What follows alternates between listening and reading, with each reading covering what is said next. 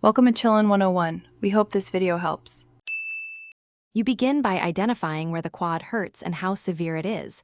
That informs every next step. Once you know onset and intensity, do a brief 5 to 7 minute warm-up, brisk walk and leg swings to increase blood flow.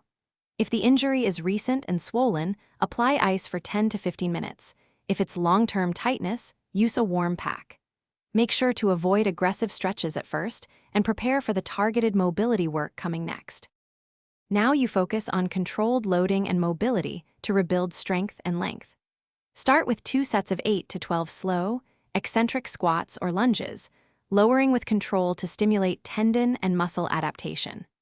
Once done, perform a standing quad stretch for 30 to 45 seconds and spend 1 to 2 minutes foam rolling the rectus femoris and vastus lateralis. Make sure to progress by adding a resistance band or finish with a 5-minute cool down on a bike or walk, then a gentle quad stretch to reduce post-workout tightness. For recovery, schedule 3 focused sessions per week and increase intensity by 5 to 10% each week depending on how you feel. Make sure to include rest days and adequate sleep to allow healing. If you experience severe swelling, sharp shooting pain, numbness, or worsening function, stop activity, use ice and elevation, and consult a healthcare professional promptly.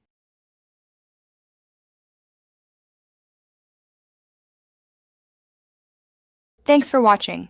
Consider subscribing if we helped you.